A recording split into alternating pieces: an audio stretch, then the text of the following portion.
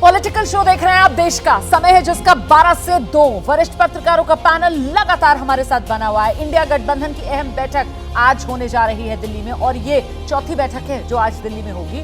3 बजे से ये बैठक शुरू होगी। इसमें सीट शेयरिंग पर फाइनल बात होने की उम्मीद जताई जा रही है और इस बैठक से पहले ममता बनर्जी का एक बयान सामने आया है। सीट शेयरिंग पर विस्तार से बात करने का ये अच्छा मौका है, कह रही है Mamata Banerjee.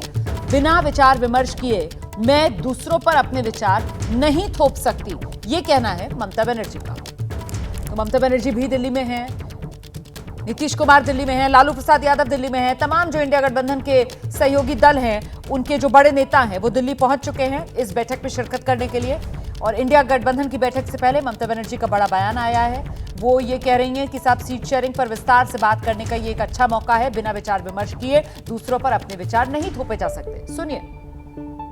I think all will be together.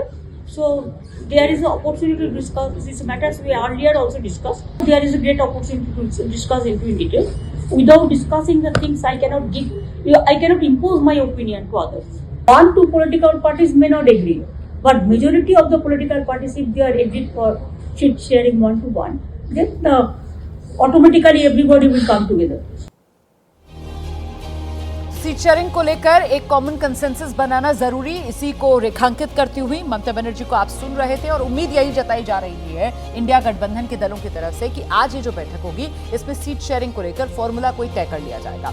अब सवाल जिस पर हम चर्चा करेंगे, सवाल ले आते हैं आपके सामने टेलीविजन स्क्रीन पर। ये इंडिया का कॉमन एजेंडा, मोदी से टक्कर का फॉर्मूला, एक common minimum programme, common agenda, उस पर भी आपको लगता है मोहर लगेगी आज? बिल्कुल बात होनी चाहिए, लेकिन उसके पहले आप लोग लीडरशिप पे बात हो रहे थे। सोनिया गांधी के ऊपर मेरे जो साथी हैं उन लोगों का प्रपोजल था।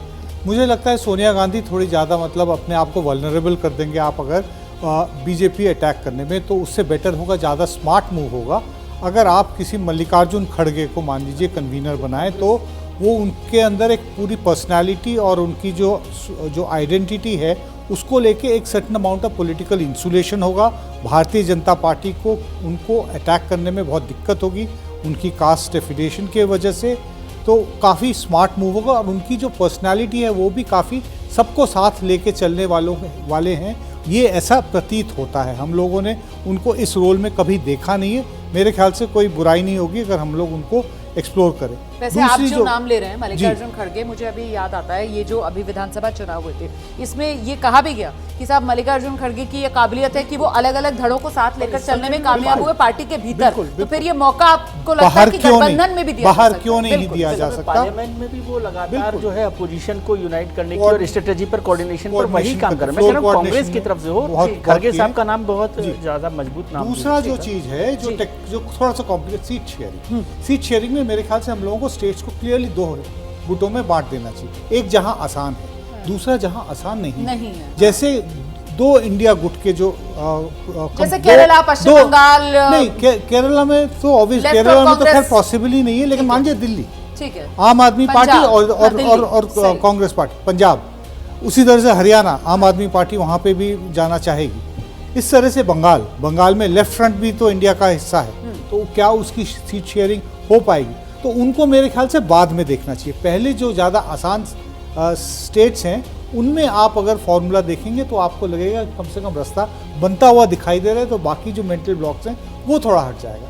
तीसरा जो है जो एजेंडा, जो आइडियोलॉजिकल फ्रेमवर्क, मेरे ख्याल से जो आइडियोलॉजिकल फ्रेमवर्क भारत जोड़ो यात्रा से उभर के आया था, एक आइडियोलॉजिकल फॉर्मनेस, सॉफ्ट हिंदुत्व से आपको बीजेपी का बी टीम बन के वोट नहीं मिलेगा। आपको तभी मिलेगा आप कहोगे कि ये जो सबको साथ लेके चलने वाला जो सो कॉल्ड हिंदुत्व एजेंडा है उसके विपरीत आपको खड़ा होना पड़ेगा, क्योंकि देश उसी कल्पना से बनाया गया था जिस तरह से आर्टिकुलेट करना चाहिए। हम लोग पॉलिटिकल एक्टर्स नहीं हैं, हम यही मांग कर सकते हैं कि क्लियर आइडियोलॉजिकल पोजीशनिंग होनी चाहिए। विशी वॉशी तरीके से इनको वोट नहीं मिलेगा।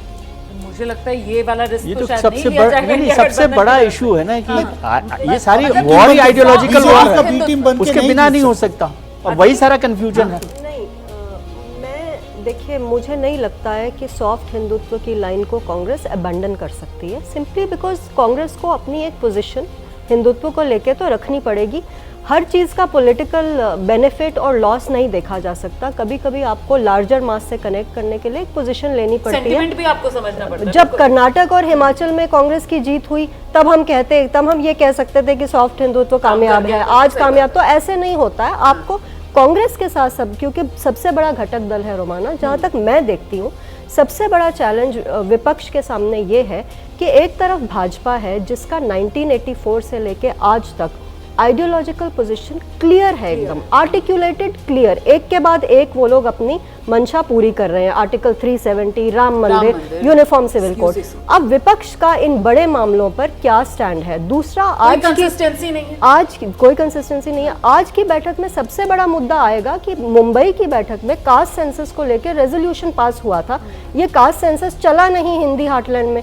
इनका सबसे बड़ा पॉलिटिकल प्लॉय कास्ट सेंसस है। अब प्रधानमंत्री ने पोजीशन ले ली कि 4 सबसे बड़ी जातियां हैं, वो जो आपको पता ही है, पुअर, फार्मर्स, विमेन और यूथ। तो अब आज की मीटिंग में सबसे बड़ा मुद्दा है कि किन बड़े मुद्दों पर, ये चेहरा और ये सब बाद की बातें हैं, किन बड़े मुद्दों पर, क्योंकि कास्ट सेंसस में बहुत बड़ी सेंध लगी है। बिल्कुल, जाति जनगणना के मुद्दे पर क्या रुख रहने वाला है, हिंदुत्व के मुद्दे को लेकर किस तरीके से आगे बढ़ा जाएगा, क्योंकि नहीं भूलना चाहिए कि इसमें अगर कांग्रेस है तो फिर शिवसेना, उद्धव गुट भी इसमें शामिल है। नहीं भूलना चाहिए कि इसमें ममता बनर्जी भी शामिल है। नहीं भूलना चाहिए कि इसमें एमके स्टालिन की पार्टी भी शामिल है। तो इस तरीके से आम आदमी पार्टी भी शामिल है और बढ़िया तरीके। जी जी जी जी जी के मुद्दे पर जो नीलांजन ने बात की वो बिल्कुल ठीक है, लेकिन आज प्रधानमंत्री नरेंद्र मोदी ने हिंदुस्तान का पॉलिटिकल पैराडाइम बदल दिया है। इसलिए आप चाहते हुए भी एंटी हिंदुत्व के स्टैंड पर नहीं आ सकते। कांग्रेस चाहे कुछ भी करे, उसे आप सॉफ्ट हिंदुत्व कहें ना कहें, जरूरत भले ही होगी। जो बात नीलांजन कह रहे हैं वो बहुत है ठीक कि क्लियर कट एक आइडियोलॉजी होनी चाहिए,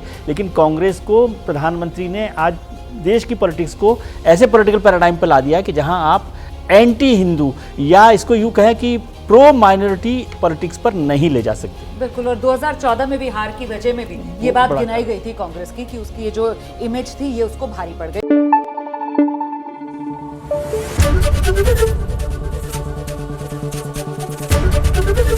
एबीपी न्यूज आपको रखे आगे।